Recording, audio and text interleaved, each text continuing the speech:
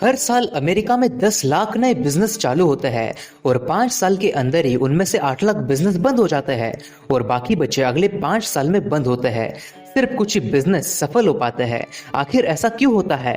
आखिर लोग ऐसी क्या गलती करते हैं और एक सक्सेसफुल बिजनेस आखिर कैसे बनाया जाता है, ये हम सीखेंगे इस शानदार book E myth revisited by Michael Gerber से।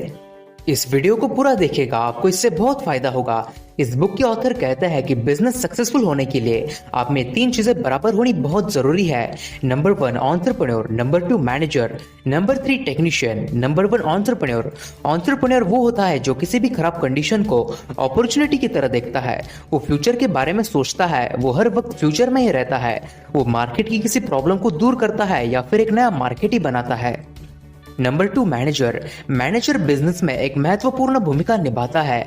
अगर एंटरप्रेन्योर फ्यूचर में रहता है तो वही मैनेजर पास्ट में रहता है। मैनेजर हमेशा सारी चीजें ठीक तरह से और सिस्टमैटिकली करता है। वो भविष्य पर ध्यान नहीं देता, वो बिजनेस के सभी कामों पर देखरेख करता है। Number 3 technician. टेक्नीशियन वो होता है जो असल काम करता है। ये हमेशा प्रेजेंट में रहते हैं। ये बस काम के बारे में सोचते हैं। जैसे कोई सॉफ्टवेयर है तो उसे बनाने वाला टेक्नीशियन कहलाता है। ऑथर कहता है कि ज्यादातर लोग 10% एंटरप्रेन्योर, 20% मैनेजर और 70% टेक्नीशियन होते हैं, लेकिन एक सफल बिजनेस बनाने के लिए ये तीनों क्वालिटीज बराबर होनी बहुत जरूरी है। अगर आप कोई काम अच्छे तरीके से करते हो तो इसका मतलब ये नहीं कि आप उसका बिजनेस भी अच्छा करोगे। बिजनेस करना और एक स्पेसिफिक काम करने में बहुत ज्यादा डिफरेंस होता है। कोई भी बिजनेस इन 3 स्टेजेस में से जाता है। Number 1 infancy, number 2 adolescence, number 3 maturity. Number 1 infancy, the technicians face. ये वो समय होता है जब नया नया बिजनेस स्टार्ट होता है। हर नए बिजनेस में बिजनेस ओनर सारे काम खुद ही करता है। ओनर इस स्टेज में हर रोज 12 से 14 घंटे काम करता है। हर बार वो बस उसके बिजनेस के बारे में सोचता रहता है। इस स्टेज पर ओनर और बिजनेस एक ही होता है। अगर ओनर को बिजनेस से हटा दे तो कोई बिजनेस ही नहीं रहेगा। इसे एक एग्जांपल से समझते हैं। टॉमी बहुत अच्छे पोस्टर्स प्रिंट करता था तो उसे लगा कि वो एक अच्छा बिजनेस भी कर पाएगा। उसने बिजनेस स्टार्ट किया। शुरुआत में कम कस्टमर्स आते थे, इसीलिए वो उन्हें अच्छी सर्विस दे पाता था। लेकिन कुछ दिनों के बाद टॉमी का बिजनेस बढ़ गया। उसके पास बहुत सारे कस्टमर्स आने लग गए। वो जो पहले अच्छे पोस्टर्स बनाता था, अब उसके पोस्टर्स उतने अच्छे नहीं बन पा रहे थे। वो इतने सारे कस्टमर्स हैंडल नहीं कर पाता था। इसी वजह से उसके कस्टमर्स उससे नाराज हो गए। अब टॉमी को लगा कि वो अकेला इस बिजनेस को हैंडल नहीं कर सकता। अब उसे कुछ लोगों की मदद चाहिए, कुछ एम्प्लॉयज चाहिए। तो अब आती है बिजनेस की दूसरी stage, adolescence. Number 2 adolescence, getting some help. इस स्टेज में टॉमी का बिजनेस ग्रो होने लगता है। वो कुछ एम्प्लॉयज हायर करता है और अब उसका बिजनेस थोड़ा अच्छा सा हो जाता है, लेकिन सारे एम्प्लॉयज उतना अच्छे से काम नहीं करते। इसी वजह से टॉमी के कस्टमर्स फिर से नाराज हो जाते हैं क्योंकि उन्हें उतनी अच्छी सर्विस नहीं मिलती जो पहले मिलती थी। अब टॉमी को लगता है कि उससे अच्छा काम कोई नहीं कर सकता, इसीलिए वो उसके सारे एम्प्लॉयज को निकाल देता है और खुद सारे काम करने लगता है और टॉमी का बिजनेस वापस इन्फेंसी स्टेज में चला जाता है। और यहीं पर बहुत सारे बिजनेस फेल हो जाते हैं। एडोलेसेंस स्टेज में जिस ओनर का मैनेजमेंट अच्छा है वही सरवाइव कर पाता है और एक अच्छी टीम भी होना यहाँ पर बहुत जरूरी होता है। अगर इस स्टेज को पार कर लिया तो फिर बिजनेस मैच्योरिटी स्टेज पर जाता है। Number 3 maturity stage. इस स्टेज में बिजनेस उसके ओनर के बिना भी चलता है और ग्रो होता है और ओनर को बहुत सारी वेल्थ बनाकर देता है। क्या आपको पता है कि मैकडॉनल्ड्स और स्टारबक्स इतने सक्सेसफुल क्यों है? क्योंकि उनका बिजनेस सिस्टम डिपेंडेंट है, ना कि पीपल डिपेंडेंट। यानी कि उनका बिजनेस एक सिस्टम के मुताबिक चलता है। उन्हें इससे कोई फर्क नहीं पड़ता कि कौन सा एम्प्लॉय आ रहा है या फिर कौन सा एम्प्लॉय जा रहा है। वो उनके एम्प्लॉय को उनका सिस्टम सिखा देते हैं।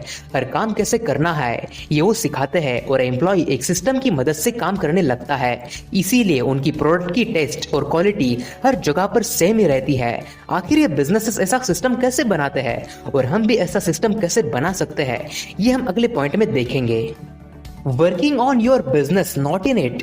ऑथर कहता है कि हमें हमारे बिजनेस के अंदर काम नहीं करना है, यानी कि हमें टेक्निकल वर्क नहीं करना है, बल्कि हमें हमारे बिजनेस के ऊपर काम करना है और हमें एक सिस्टम बनानी है। हमें ऐसा बिजनेस करना है जिसकी हम 5000 कॉपीज तैयार कर सके, यानी कि हम उस बिजनेस की फ्रेंचाइजी बेच सके। इस फ्रेंचाइजी गेम के लिए इन 6 पॉइंट्स को हमेशा याद रखो। नंबर 1, आपके बिजनेस मॉडल से कस्टमर्स, एम्प्लॉयज, सप्लायर्स इन सबको कंसिस्टेंट वैल्यू मिलती रहनी चाहिए। नंबर 2, जितने हो सके उतने कम स्किल एम्प्लॉयज से आपका बिजनेस ऑपरेट होना चाहिए। मतलब आपके बिजनेस सिस्टम से एम्प्लॉयज ने काम करना चाहिए। मान लो कि आपका कोई रेस्टोरेंट है, आपके पास एक बहुत अच्छा शेफ है जो अपने स्टाइल से हर डिश बनाता है और लोग भी उसे पसंद करते हैं, लेकिन अगर वो शेफ आपको छोड़कर चला गया तो आपका बहुत नुकसान हो जाएगा, क्योंकि वो शेफ अपने स्टाइल से खाना बनाता था। लेकिन अगर आपके पास ऑलरेडी एक फॉर्मूला है कि कैसे खाना बनेगा, तो चाहे कोई भी शेफ हो फिर भी आपका बिजनेस चलता रहेगा, क्योंकि आपके पास एक सिस्टम है। नंबर 3, आपके मॉडल में कोई गलती ना हो। नंबर 4, जो आपने सिस्टम तैयार किया है उसी के मुताबिक काम चलना चाहिए। नंबर 5, हर बार कस्टमर को सेम सेटिस्फेक्शन मिलना चाहिए। अगर आप पिज्जा बेचते हो तो सेम टेस्ट हमेशा मिलनी चाहिए, ऐसा नहीं कि इस बार कोई और टेस्ट लगी और अगली बार कुछ और। नंबर 6, हर एम्प्लॉय एक सेम यूनिफॉर्म में होना चाहिए। अगर आप पिज्जा बेच रहे हो तो आपके हर एक शॉप के एम्प्लॉय सेम यूनिफॉर्म में होने चाहिए। Building a small business that works. Business में 3 चीजें बहुत इंपॉर्टेंट है। Number 1, innovation. Number 2, quantification. Number 3, orchestration. Number 1, innovation. Innovation का ये मतलब नहीं कि आप कोई नया प्रोडक्ट लॉन्च कर दो। इनोवेशन तो छोटी छोटी चीजों में भी किया जा सकता है। मान लो कि आपकी कोई रिटेल ग्रोसरी शॉप है और आपने कुछ सेल्समैन हायर किए हैं, और सेल्समैन जब भी कस्टमर को ये कहता है कि मैं आपकी कोई मदद करूं, तो कस्टमर कहते हैं नहीं मुझे जरूरत नहीं है। लेकिन अगर आप मैं आपकी क्या मदद करूं की जगह पर ये कहोगे कि आप यहाँ पर पहली बार आए हैं, तो कस्टमर के पास सिर्फ 2 ही ऑप्शंस रहेंगे, हाँ या फिर ना। अगर कस्टमर हाँ कहता है तो आप कह सकते हैं कि हमारे पुराने कस्टमर्स के लिए एक स्पेशल ऑफर है, और आप बातचीत आगे बढ़ा सकते हैं। अगर कस्टमर ना भी कहता है तो आप यह कह सकते हैं कि हमारे नए कस्टमर्स के लिए हमारे पास एक स्पेशल ऑफर है, और फिर आप बातचीत आगे बढ़ा सकते हैं। ये छोटा सा इनोवेशन करके भी आपकी सेल्स काफी हद तक बढ़ जाएगी बिना आपके किसी एडिशनल खर्च के। आप ऐसे कई छोटे छोटे इनोवेशन अपने बिजनेस में कर सकते हैं। Number 2, quantification. अब जब आपने एक छोटा सा इनोवेशन कर लिया है तो अब आपको काउंट करना है कि इस इनोवेशन की मदद से कितना फायदा हो रहा है, पहले से ज्यादा कस्टमर सामान खरीद रहे हैं या फिर नहीं। ऐसी कई चीजें आपको काउंट करनी है। Number 3, orchestration. अब आपने इनोवेशन भी कर लिया और क्वांटिफिकेशन भी कर लिया, अब सबसे इंपॉर्टेंट है ऑर्केस्ट्रेशन। अब आपको देखना है कि आपका इनोवेशन ठीक से काम कर रहा है या फिर नहीं। अगर आपके कस्टमर्स क्या आप यहाँ पर पहली बार आए हैं ये कह के रुक रहे हैं, प्रोडक्ट्स खरीद रहे हैं, तो अभी आपका काम है कि आप अपने हर एम्प्लॉय हर सेल्समैन को इसी तरह से ट्रेन करो और कस्टमर को हर बार सेम सेटिस्फेक्शन दो। अगर आपके एम्प्लॉय अलग अलग और अपने ही स्टाइल से काम करेंगे तो वो एक अच्छा सिस्टम नहीं बन पाएगा। इसीलिए एक सिस्टम बनाओ और हर बार कस्टमर को सेम वैल्यू दो। Business development programme. अब हम समझेंगे कि एक सिस्टम क्या होती है। सिस्टम दुनिया की हर एक चीज है, universe, world, office, cup of coffee, relationship. हमें कुछ सिस्टम समझ आती है तो कुछ नहीं। बिजनेस में 3 प्रकार के सिस्टम होते हैं। Number 1, hard system. Number 2, soft system. Number 3, information system. Hard system यानी नॉन लिविंग थिंग्स जैसे कंप्यूटर। सॉफ्ट सिस्टम यानी आपकी एनिमेशन। इंफॉर्मेशन सिस्टम यानी वो चीज जो हमें इंफॉर्मेशन देती है, जैसे आपके बिजनेस के सेल्स की रिपोर्ट। अब हम इसे और अच्छे से समझते हैं। Number 1, hard system. ऑथर हमें एक एग्जांपल के साथ ये कंसेप्ट सिखाते हैं। ऑथर जब कोई सेमिनार लेते थे तब वो व्हाइट बोर्ड और ब्लू मार्कर्स का इस्तेमाल करते थे। सेमिनार के बाद उनके एम्प्लॉयज ठीक से व्हाइट बोर्ड साफ नहीं करते थे, इसी वजह से व्हाइट बोर्ड पर ब्लू कलर के निशान रह जाते थे। इस प्रॉब्लम को दूर करने के लिए ऑथर ने हर एक बोर्ड के पास ऐसी एक चीज लगाई, उससे बोर्ड पर ब्लू कलर के दाग नहीं रहते थे। उसके एक यूज से बोर्ड क्लीन हो जाता था और इस सिस्टम को चलाना बहुत आसान था, इसीलिए कोई भी इसे यूज कर सकता था। ऑथर ने एक नॉन लिविंग थिंग की मदद से एक सिस्टम बनाया था। Number 2, soft system. ऑथर हमें इस पॉइंट में सेलिंग करना सिखाते हैं। ऑथर इसे पावर पॉइंट सेलिंग प्रोसेस कहते हैं। नंबर 1, द अपॉइंटमेंट प्रेजेंटेशन, यानी कि कस्टमर की अपॉइंटमेंट लेना। एक एग्जांपल से समझते हैं। Mister Johnny. हाय मिस्टर जैक्सन, मैं जॉनी बोल रहा हूँ वाटर मिट्टी कंपनी से। क्या आपने अभी कोई नई चीज देखी है जो कैश फ्लो को कंट्रोल कर सके? मिस्टर जैक्सन, क्या कोई नई चीज? मिस्टर जॉनी, जी हाँ, मैंने इसीलिए आपको कॉल किया है। क्या आप मुझे आपका कुछ समय दे सकते हैं? अब इस एग्जाम्पल में मिस्टर जॉनी को पता नहीं है कि कौन सी नई चीज है जो उनका कैश फ्लो कंट्रोल कर सके और उनके बिजनेस में हेल्प कर सके, इसीलिए वो अब उनके कंट्रोल के बाहर है। वो नहीं जानते कि वो कौन सी नई चीज आई है और अगले कुछ ही मिनट में मिस्टर जॉनी उन्हें सभी नई चीजें बताने वाले हैं। इसीलिए उन्हें ऐसा लगेगा कि अब उन्हें सब कुछ पता चलने वाला है, इसीलिए वो अब मिस्टर जॉनी से आगे बात करेंगे। यहाँ पर एक छोटे से प्रेजेंटेशन से अच्छा रिजल्ट देखने को मिला।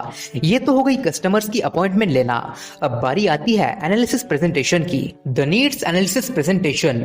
इस एनालिसिस प्रेजेंटेशन में आपको वही बात रिपीट करनी है जो आपने अपॉइंटमेंट के वक्त कही थी। जैसे मिस्टर जैक्सन, क्या आपको याद है मैंने आपको कहा था कि ऐसे एक नई चीज है जो आपको कैश फ्लो कंट्रोल करने के काम आएगी। इससे कस्टमर को यह पता चलेगा कि आपने जो कहा था वो आप भूले नहीं है। और अब बारी है ये बताने की जो प्रॉमिस आपने किया है उसे आप पूरा कैसे करने वाले हैं। जैसे मिस्टर जैक्सन, हमारी कंपनी ने ऐसे एक चीज तैयार की है जिससे आपको अपने बिजनेस में कैश फ्लो कंट्रोल करने में बहुत मदद होगी। अब अगली बार आपको अपनी कंपनी के एक्सपर्टाइज के बारे में बताना है। जैसे ये हमारी कंपनी हमने आपके जैसे लोगों को मदद करने के लिए बनाई है। हमारे पास एक मनी कंट्रोलिंग सिस्टम है जो आपके लिए बहुत यूजफुल होगा। यहाँ पर अब आप अपने कस्टमर की परेशानी जान पाओगे क्योंकि आप सिस्टमैटिकली गए। अब बारी है अपनी कंपनी की कैश फ्लो कंट्रोलिंग सिस्टम के बारे में बताने की और क्यों आपका सिस्टम अच्छा है। जैसे मिस्टर जैक्सन, हम आपसे कुछ क्वेश्चन पूछेंगे और हमारी कंपनी के फाइनेंशियल स्पेशलिस्ट आपके आंसर्स को रिव्यू करेंगे। उसके बाद हम उस डेटा को हमारे पास अवेलेबल इंफॉर्मेशन से कंपेयर करेंगे और आपके लिए सॉल्यूशंस लाएंगे, वो भी कम से कम कॉस्ट पर। हम आपको इन सॉल्यूशंस को फाइनेंशियल रिपोर्ट्स के फॉर्म में देंगे। तो चलिए मैं आपसे कुछ सवाल पूछता हूँ, फिर हम उसे रिव्यू करने के लिए भेज देंगे। ओके, अब लास्ट में आता है कि जो आपने कस्टमर को प्रॉमिस किया है उसे डिलीवर करना और उसे ये बताना कि ये इंफॉर्मेशन उसके लिए कितनी यूजफुल साबित हुई है। ऐसे हमें सिस्टमैटिकली और स्टेप बाय स्टेप सेल करनी है और सेम सिस्टम हमें हर बार फॉलो करना है। नेक्स्ट है इंफॉर्मेशन सिस्टम। इंफॉर्मेशन सिस्टम यानी आपने कितने कॉल्स किए, कितनी अपॉइंटमेंट्स ली, प्रेजेंटेशन कैसे किया, कितने सेल्स की, इन सभी चीजों को ट्रैक करना। ये आप मैन्युअली भी कर सकते हैं और कंप्यूटर की मदद से भी कर सकते हैं। आपको हर एक चीज का रिकॉर्ड करना चाहिए ताकि आपको और बेहतर काम करने में मदद हो सके और आपका बिजनेस ग्रो हो सके। अंत में दोस्तों, इस बुक में इस बात पर जोर दिया है कि बिजनेस एक सिस्टम के जरिए चलना चाहिए। बिजनेस सिस्टम डिपेंडेंट होना चाहिए, ना कि पीपल डिपेंडेंट। दोस्तों, आप इस वीडियो के कुछ पॉइंट्स की मदद से अपना खुद का एक बिजनेस सिस्टम बना सकते हैं। बस आपको देखना है कि आपके बिजनेस में क्या करने से सेल्स बढ़ रही है और क्या करने से नहीं। आपको अलग अलग बिजनेस के बारे में इंफॉर्मेशन लेती रहनी है और इस काम में मैं आपको मदद जरूर करूंगा। इसीलिए आप अपने इस चैनल इन्वेस्टमेंट रैली को सब्सक्राइब करके बेल आइकन जरूर प्रेस करें ताकि आपको बिजनेस और इन्वेस्टिंग रिलेटेड इंफॉर्मेशन मिलती रहे। और मुझे कमेंट में अपने बिजनेस के बारे में जरूर बताना। और दोस्तों, आप चाहे कोई भी बिजनेस करते हो लेकिन अपने हर एक आए हुए कस्टमर की वैल्यू जरूर करो। कस्टमर को राजा की तरफ वैल्यू दो। जैसे अमेज़न के फाउंडर जेफ बेजोस कहते हैं, कस्टमर इज द किंग।